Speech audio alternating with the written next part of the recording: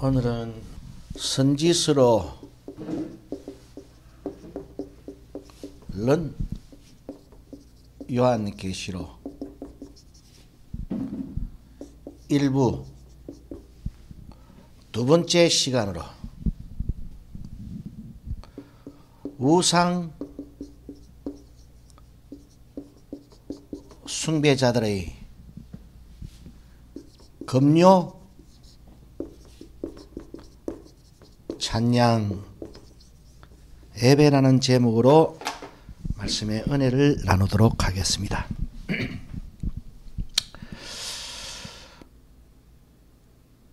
교회를 향하여 경고한 하나님의 말씀인 요한계시록 22장 14절로 15절의 말씀을 우리가 저번 시간에 살펴보니까 개들과 술객들과 행음자들과 우상 숭배자들과 살인자들과 거짓말을 좋아하며 거짓말을 지어내는 자마다 성 밖에 있으리라 라고 경고를 하고 있습니다.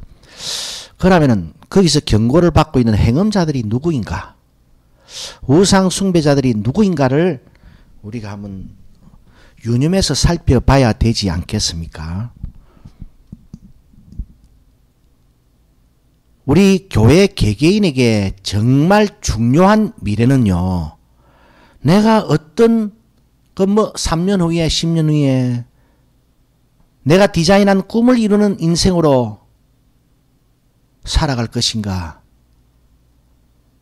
내 인생이 얼마나 앞으로 장래에 이 긍정의 신바람을 타고 얼마나 잘 될 것인가, 그런 미래의 삶이 중요한 것이 아니고, 그런 삶을 이 땅에서 우리가 소유하고 성취했다고 할지라도 그 성취는요, 몇십 년을 넘기기 힘들지 않습니까?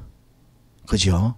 그런데 하나님께서 우리를 위해서 준비하신 그 축복은요, 그런 시간의 3일과 함께 사라질 물거품과 같은 이 땅의 복이 아닙니다. 하나님께서는 우리에게 일시적인 복을 약속하신 것이 아니고 영원한 것을 약속하셨습니다.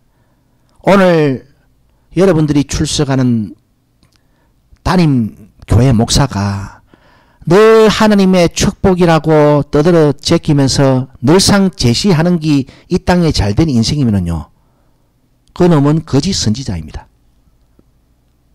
아무리 인격이 후득하고 아무리 미국에서 박사학위를 받아 와가지고 아무리 그놈한 자태를 뽐낸다고 할지라도 그 광명의 천사입니다. 그거.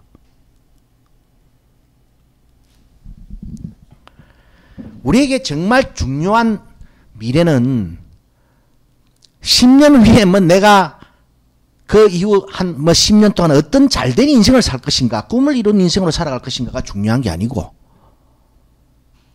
어떤 사람이 되어서 성 안에 있을 것인가, 성 안에 있는 사람이 복되다라고 요한계시록은 우리가 바라봐야 될 복을 지시하고 있습니다.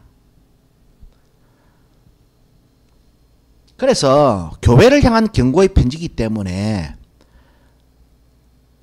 그 요한계시록 22장 14절로 15절의 말씀에서 경고하고 있는 행음자들과 우상 숭배자들은 교회 안에 있는 사람들을 가리키는 거예요. 우리가 이 시간까지 살인자들도 살펴보았고, 거짓말을 좋아하며 거짓말을 지어내는 그 부류가 어떤 사람인가를 우리가 살펴보았잖아요. 다음에 선지서를 읽는 요한계시록 기자 일부 끝부분 중 가면은 개들과 술객들에 대해서도 우리가 한번 살펴볼 긴데, 그럼 오늘은 특별히 행음자들과 우상 숭배자들을 찾아보려고 합니다. 그 우상 숭배자들이요, 아직 조상한테 차례 지내는 그 습관을 못 버리고 아직까지도 그 명절이 되면은 조상 앞에 절하는 사람을 말하는 것이 아닙니다.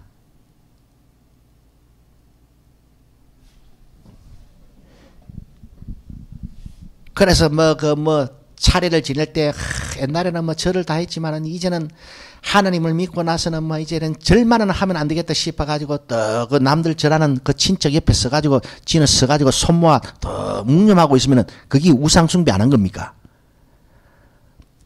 요한계시록은 그런 사람을 뭐 우상 숭배자니 뭐 그렇게 논하지 않습니다.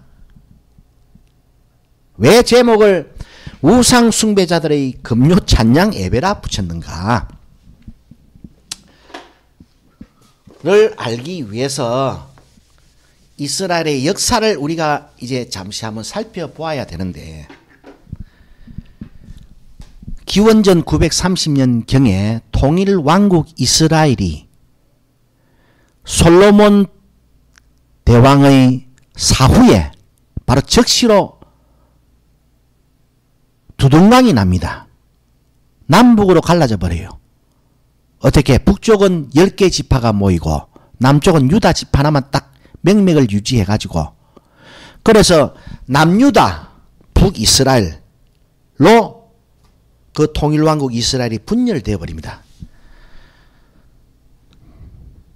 그래서 우리가 열왕기상 11절에서 열왕기상 11장 26절에서 40절의 말씀을 우리가 이제 찾아보면은요, 그 이제 솔로몬이 이제 임종을 앞두고 마침 솔로몬 대왕의 충복이었던 여로보암이라는 아주 유능한 그 신하가 반역을 도모합니다. 반역을 도모하는데 왜 반역을 도모할 수 있었는가 하면은, 우리가 그 이조 시대를 우리가 살펴봐도 그 뭐 광해군만 하더라도 그 뭐 쓸데없이 궁궐 사업을 많이 벌이잖아요. 그래 그 당시는 그 전부 다 그 노역을 백성들한테 주먹밥 하나 주고 일을 시켰단 말입니다. 그래서 뭐 그런 궁궐 확장 사업이라든지 궁궐 신축 사업을 할 때 온 나라 사람들을 갖다가 끌고 모아가지고 힘 좀 쓰는 사람들 전부 다 노역에 참여시켰잖아요. 그러다 보니까 그때마다 민심이 입안 안 됩니까? 그 솔로몬도 그 자기 그 수많은 후궁들을 위해서 그 뭐 쫓겨난 그 뭐 거처 하나씩 다 지어줬잖아요. 그래 막 건축 사업을 많이 벌립니다. 그러다 보니까 국민들이 얼마나 그 민심이 입안되었겠습니까? 그 대원군 때 경북군 보건 사업인가 뭐 그 사업을 진행하면서 얼마나 이조 만렵에 백성들의 삶이 피폐해졌습니까? 안 그래도 먹고 살기 힘들어 죽으려고 그러는데, 그 솔로몬도 마지막에 그와 같은 건축 사업을 많이 했기 때문에 민심이 막 입안되고 있었습니다.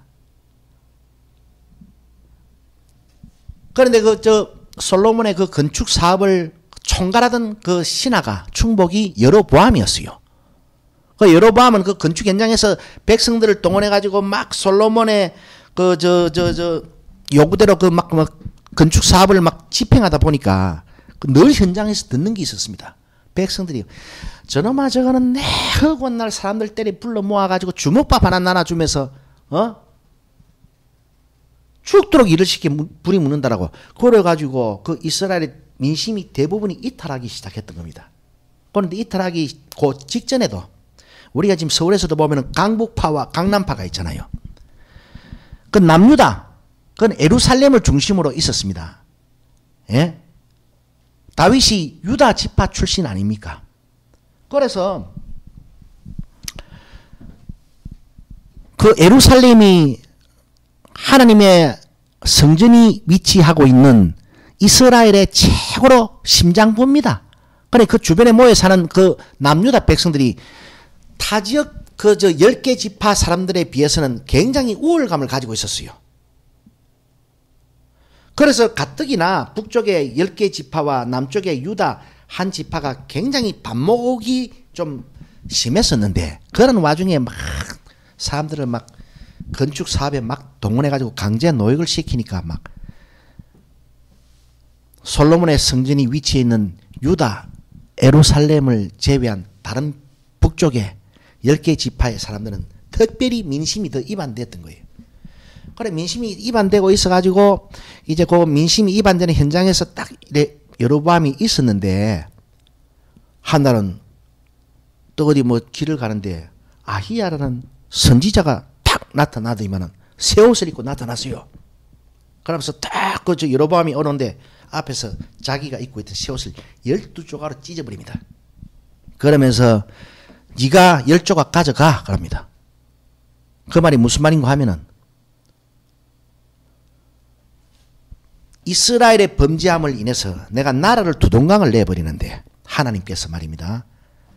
북이스라엘 10개 지파를 네 수중에 줄 테니까 네가 거기서 정권의 창시가 되라. 솔로몬의 범죄함을 내가 어떻게 징치할 것인가 하나님께서 말씀하십니다. 내가 다윗과 약속이 있어가지고 솔로몬의 생전에는 그 나라를 내가 뺏지를 못하겠다. 마음이 아파가지고. 다윗이 나한테 얼마나 잘했는데. 그러나 딱 솔로몬이 딱 죽고 나면은 그 솔로몬이 지었던 그 모든 범죄함을 이스라엘 역사 위에 내가 나타낼 낀데 딱 남유다 지그 출신의 남유다 지파 하나만 딱 제외하고 나머지 10개 지파는 징벌적 차원에서 분리시켜버린다. 그래 10개 지파의 대통령이 왕이 네가 되라. 그러면서 그 아이야라는 선지자가 새 옷을 입고 12사람 팍 찢어버리고 나서는 10조각을 던져주는 거예요. 그 옛날 사람은 또 그런데 얼마나 또 민감합니까? 아, 내가 이 사람은 10개 지파의 왕이 되겠는갑다. 아마 그런 것이 딱 서로가 매치가 되면서 반역을 도모할 기회를 딱 노리고 있습니다. 급기야 이제 열왕기상 12장 1절로 5절에 보면은 솔로몬이 딱 죽자마자 솔로몬의 아들인 르후보암이 솔로몬의 대를 이어 왕이 딱 되는데 그때 딱 여로보암이 10개 지파 수장들을 데리고 딱 앞에 온 거예요. 당신 우리 앞으로 세금을 좀 탕감해주고 그 다음에 이 노역을 좀 경하게 해주라. 아 사람 못 살겠다. 이제 시비를 거는 겁니다. 조건을 거는 겁니다. 안 들어줄 걸 알아가지고 들어주면은 다행이고 안 들어주기만 주봐라. 나는 막 10개 지파 데리고 딱 이하고 결별해 볼게다. 딱 작심을 하고 여로보암이 10개 지파 사람들을 대동해가지고 르호보암 솔로몬의 아들 그 남유다의 왕 앞에 딱 나타난 거예요. 그래서 그런 과정을 거쳐가지고 나라가 분열돼 버립니다. 그래서 북이스라엘이 남유다에서 이제 서로가 분리가 돼가지고 서로 다른 왕조가 이제 각 지역에서 이제 이스라엘 역사 속에서 이제 나타납니다. 그런데 여로보암이 북이스라엘의 10개 지파를 데리고 분리 독립을 하기는 했지만은 그 이스라엘 백성들은 굉장히 종교성이 강했다 아닙니까? 야훼 하나님 신앙에 대한.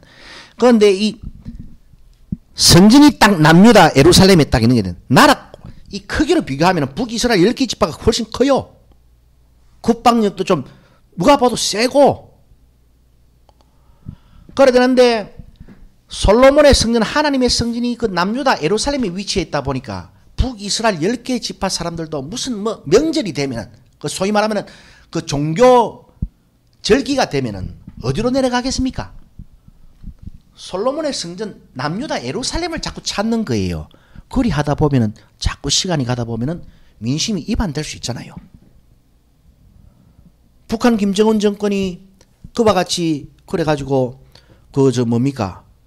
그 탈북자들을 엄청나게 단속하잖아요. 자꾸 사람들이 철조망새로 빠져나가 도망가 버리면은 그 나라가 없어져 버리잖아요. 장차는. 그러다 보니까 여로보암이 딱 생각하다가 저 예루살렘 성전으로 가는 이 북이스라엘 10개 지파의 사람들을 어떻게 저 발길을 내려가지 못하게 하고 꽁꽁 묶어버릴까 고민을 하다가 아 좋다 오케이 딱 그래가지고 이제 우리가 열왕기상 12장 25절로 30절의 말씀에 보면은 베델하고 단이라는 이 두 지역에다가 금송아지 신상을 갖다 놓습니다. 금송아지 신상을. 금송아지 신상을 딱 갖다 놓으면서 뭐라 말했는가 하면은 열왕기상 12장 28절에 보게 되면은 딱 그렇게 해놨습니다. 이 금송아지를 딱 갖다 놓고는 딱 금송아지를 가리켜서 이는 너희를 애굽에서 인도하여 낸 너희의 신이다. 딱 그랬던 거예요. 그래서 이제 북이스라엘 10개 지파 사람들이 종교 절기가 되어도 이제 예루살렘까지 그 먼 데까지 걸어 내려가지 않고 베들과 단에 가가지고 주여 될 줄 믿습니다. 내년 농사, 내년 목축업 잘 되게 해 주실 줄 믿습니다. 라면서 이제 예배에 열을 올리기 시작했던 겁니다.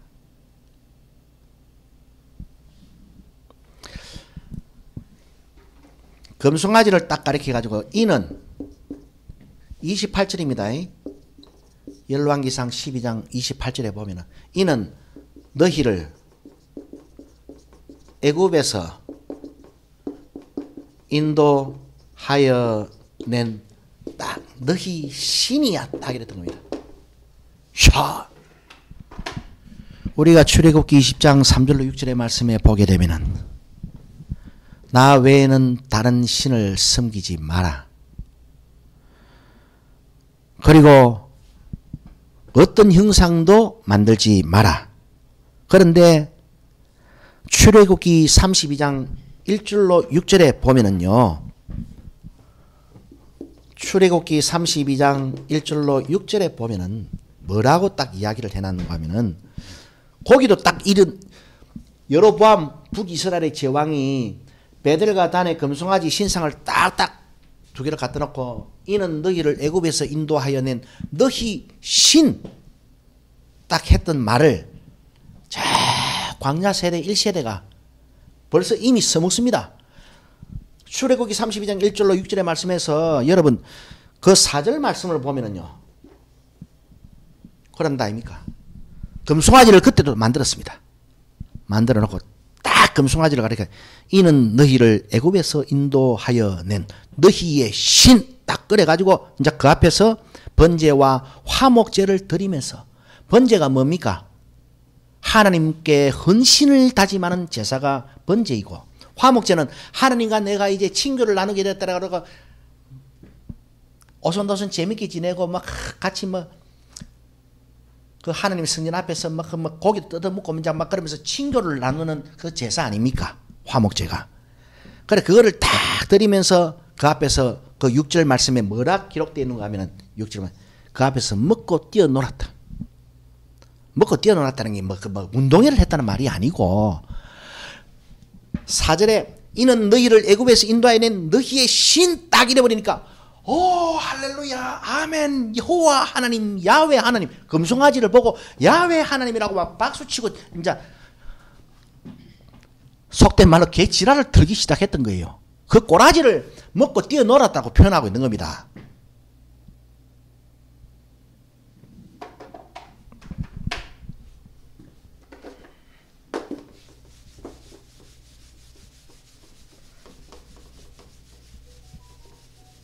그런데 BC 605년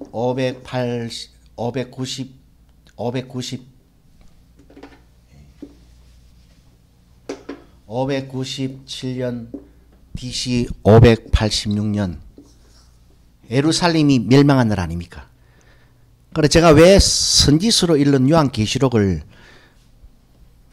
부로 나누어서 파트를 나누어서 이제 설명하는가 하면은 요 바벨론 포로기 당시에 이 바벨론에 이제 포로돼 갔잖아요. 이때 예루살렘 성전이 잿더미가 되고 요때 그 현장에서 가장 가까이 그 시대를 참 눈물로 진짜 갖은 핍박과 멸시와 비난과 조롱을 당하면서 복음을 전했던 사람들이 에스겔과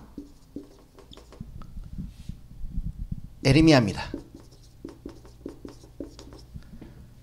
포로되어 돌아오고 나서 포로기 이후에 학계, 스가랴, 말라기 선지자가 등장을 하고 요 에스겔과 에레미야 훨씬 전에 남유다에서는 그 다음에 북이스라엘에서는 남유다에서는 이사야와 미가 선지자가 활동을 하고 북이스라엘에서는 호세아와 아모스 선지자가 활동을 했습니다. 아모스 선지자가 활동을 했는데 이 바꾸어 말하면 이 북이스라엘의 이 제사는 뭡니까? 금송아지 제사 아닙니까? 금송아지 제사. 이 당시에 활동을 하던 호세아와 아모스 북이스라엘 10개 지파에게 하나님의 말씀을 대언했던 이 호세아와 아모스 선지서를 읽어보면은 곧 성전 출입하면서 연락에 예배드리는 그 심지어는 진짜 금요 찬양 예배에 몰두해가 있는 어사어사하고 막 춤춰 샀고 막 금요 예배 오면은 막 하나님 앞에 막 응답이 막 따따블로 떨어진다 싶어가지고 지랄 발광들 하는 것도 오늘 뭐 기독교 TV에서 많이 보잖아요. 이 선지서의 말씀을 읽어보면은 누가 행음자들이고 누가 우상 숭배자들인가 하는 것이 딱 나와 있습니다. 우리가 그 유명한 호세아 선지서 같은 경우에 호세아 선지서 5장 1절로 7절 말씀에서요.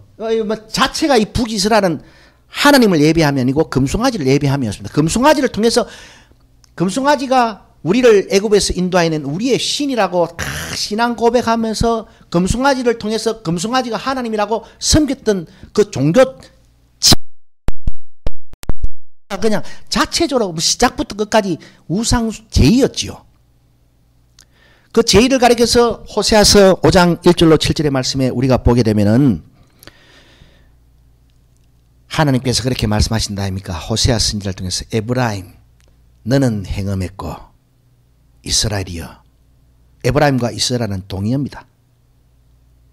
에브라임 네가 행음했고 너는 더러워졌어.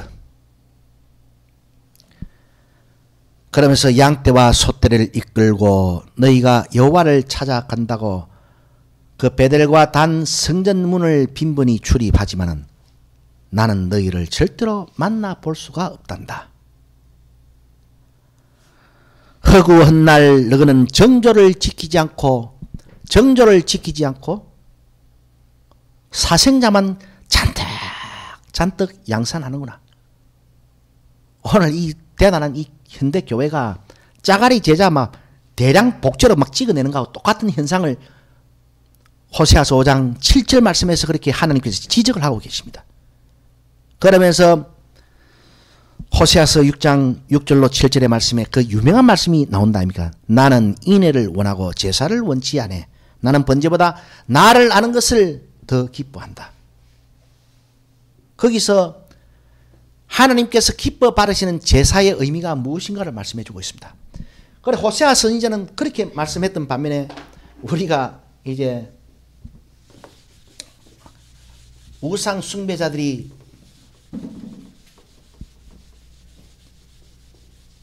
드리는 금요 찬양 예배라는 제목을 붙였으니까 우리가 아모스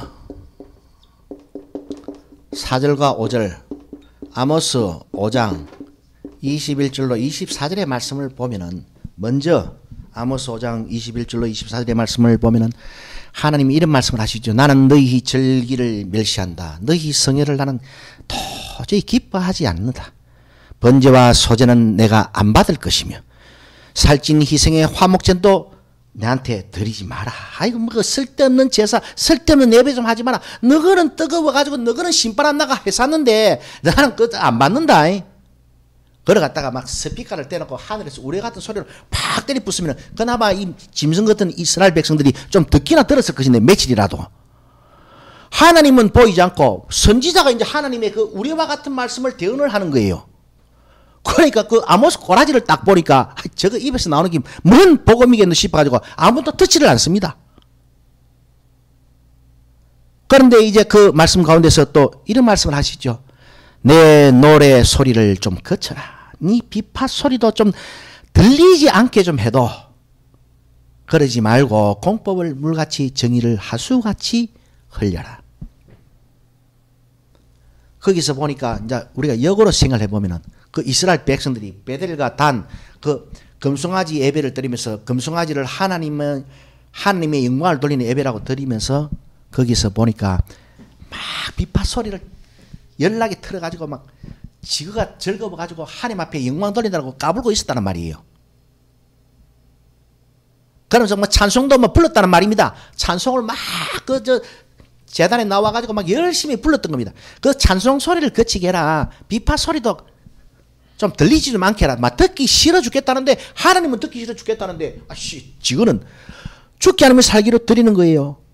그래 우리가 이제 아모스 4장 4절로 5절의 말씀에 가보면은 또 이스라엘 백성들의 그 종교 열정이 얼마나 투철했던 것인가.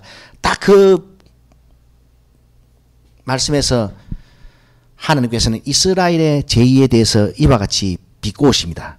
야, 너가 참 열심히 참 예배 드리네. 아침마다 희생을 드리질 않나. 3일마다 11조를 갖다 가져오지 않나. 낙헌제를 소리내어 광포하고. 그런데 하나님이 5절에 아모스 4장 5절에 이거는 너희의 기뻐하는 바. 그 지금 흥에 겨운 예배는 예배인데 하나님은 도저히 기뻐하지 않는 예배. 그 예배에 보니까 비파 소리도 막 웅장하게 들려졌었고 최고급 악기였습니다. 그 당시는. 오늘 기독교 TV에 금요 찬양 예배 하는데 그거 한번 보세요. 그 악기들이 얼마짜린지. 그 찬양 마차가 부르면서 막 신바람 나가. 자기들은 기뻐 드리는 거예요. 자기들은 정말로 뭐 기쁨 충만이고 환상 충만이고 한 손까지 들고 막 땀 뻘뻘 흘리면서 막 지금은 막 기쁨을 열정적으로 표현하는데 비파 소리에 맞추어가지고 노래를 흥얼거리면서 막 아침마다 희생을 드리는 열정과 3일마다 11조를 갖다 바치는 그런 열정을 가지고 막 노래 소리에 맞춰가지고 막 하나님 영광 돌린다라고 막 이거는 너희의 기뻐하는 바지 내가 기뻐하는 바가 아니다라고 말씀하십니다. 그럼 그 찬양 예배에 참여했던 그 북이스라엘 사람들은 자체적으로 그 예배가 무슨 예배라고 했습니까? 우상제의였던 겁니다. 금송아지 예배였던 겁니다. 금송아지를 가리켜서 금송아지가 바로 우리를 애굽에서 인도하여 내신 하나님이시다라고 소리쳐 찬양하며 흥에 겨워가 기쁨 충만, 열광 충만, 비전 충만, 꿈 충만, 환상 충만. 지금은 만구 즐거워 죽겠는데 하나님은 정말로 참 신물난다. 저 노래 소리 좀 안 들리게 해주면 안 되고 저 비파 소리 막 비파 줄 좀 끊어불으면 좋겠다라는 심정으로 하나님은 지금 하늘에 계셨던 겁니다. 요한계시록 22장 14절로 15절의 말씀에서 그 성 밖에 있을 행음자들과 우상 숭배자들은 오늘 교인들입니다. 와 교인들인가? 다음 시간에 설명하도록 하겠습니다.